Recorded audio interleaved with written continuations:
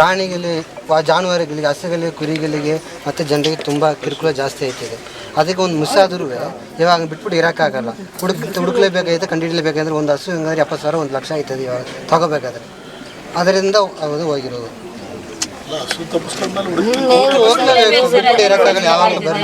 ಅದೇನು ಪ್ರಶ್ನೆ ಕೇಳಂಗಿಲ್ಲ ಬಿಡಿ, ಯಾರು ಬೇರೆಯವರೆಲ್ಲ ಮಾತಾಡ್ತಾರಲ್ಲ. ಹೋದ್ರು ಸಾಯಂಕಾಲ ಹೊಸ ಕಾಣೆಯಾಗಿದೆ,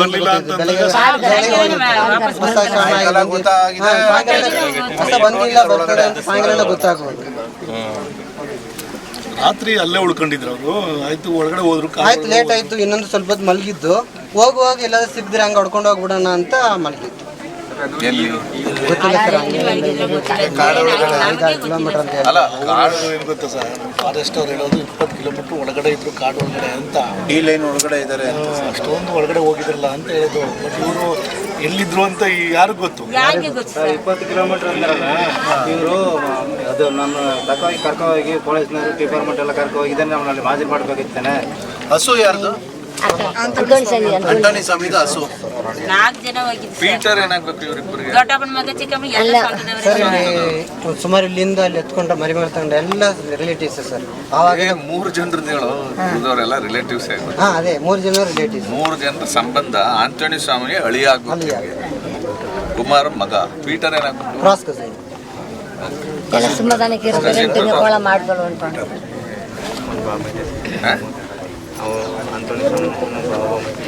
ಯಾರು? ಆಂಟೋನಿ ಬಾಂಬ ಇದ್ದಾನ ನಿಮಗೆ? ಇಲ್ಲಿ ಪೀಟರ್ ಕಸಿನ್. ಕಸಿನ್ ಅಂದ್ರೆ ಯಾವ ತರ ಕಸಿನ್? ಅತ್ತೆ ಮಗ. ಅತ್ತೆ ಮಗ. ಕುಮಾರನ್ಗೆ ಅತ್ತೆ ಮಗನಾ? ಆಂಟೋನಿ ಸ್ವಾಮಿ ಬಾವ. ಓಕೆ. ಸೊ 3 ಜನರು ಮಾತಾಡ್ಕೊಂಡು ಹೋಗಿದ್ದಾರೆ. 4 ಜನ. ಮಹಿಮಾ ದಾಸ್ ಏನಾಗ್ಬೇಕು? ಚಿಕ್ಕಪ್ಪನ. ಅಲ್ಲಿ ಯಾವ? ಈ ಕುಮಾರ್ಗೆ ಏನಾಗಬೇಕು? ಅಣ್ಣ.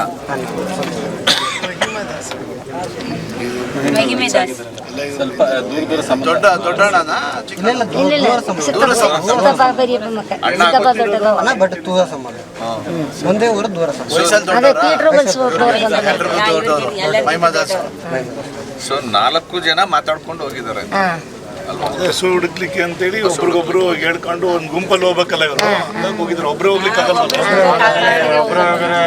3 ಜನ ಹೋಗಿದ್ದಾರೆ. ಓಕೆ, ಅಂದ್ರೆ 4 ಜನ ಸಂಬಂಧಿಗಳೇ ಅಲ್ವಾ? ಬರೀ ಸುಳ್ಳು ಮಾತೆ ಕಟ್ಕೋತಾರೆ ಸರ್. கொண்டு விட்டாங்க யாரையும் போய் சொல்கிறேன் ಸರ್. ಕಾಯ ಪರಿಶೀಲನೆಗೆ ನಾನು ಹೋಗಿದ್ದೆ. ಕಾಯ ಪರಿಶೀಲನೆಗೆ ಹೋಗಿದ್ದೆ. ಎಲ್ಲ ಶೂಟ್ವೆ 5 ಇಂಚು 6 ಇಂಚ್ ಇಟ್ಟು ಶೂಟ್ ಮಾಡಿದ್ದಾರೆ. ದೂರ ಶೂಟ್ ಇಲ್ಲ.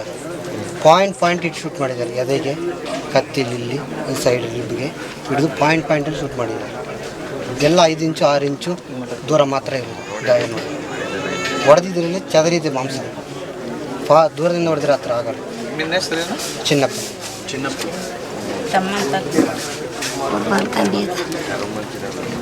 ಇನ್ನೊಂದು ಅವ್ರು ಹೇಳೋದು, ಫಾರೆಸ್ಟ್ ಡಿಪಾರ್ಟ್ಮೆಂಟ್ ಇವ್ರ ಹತ್ರ ಮಾಂಸ ಇತ್ತು, ಜೊತೆಗೆ ನಾಡು ಬಂದೂಕಿತ್ತು ಅಂತ ಹೇಳ್ತಾರೆ. ನಾಡು ಬಂದೂಕಿತ್ತ? ಇಲ್ಲ ಸರ್, ನಮ್ಗೆ ಇಲ್ಲ ಚಾನ್ಸಸ್ ಇರೋಕ್ಕೆ ಇಲ್ಲ ಇಲ್ಲಿ. ಹಾಂ, ಮರ್ಡರ್ ಮಾಡಿಬಿಟ್ರು ಹೆಂಗೋ ಅವ್ರು ತಪ್ಪಿಸ್ಕೊಳ್ಳೋಕೆ ಆಗಲ್ಲ. ಅವ್ರು ರಿಪೋರ್ಟ್ ಕೊಡಲೇಬೇಕು. ಯಾಕಂದ್ರೆ ಅವ್ರಿಗೆ ಶೂಟ್ ಮಾಡೋಕ್ಕೆ ಪರ್ಮಿಷನ್ ಇಲ್ಲವೇ ಇಲ್ಲ.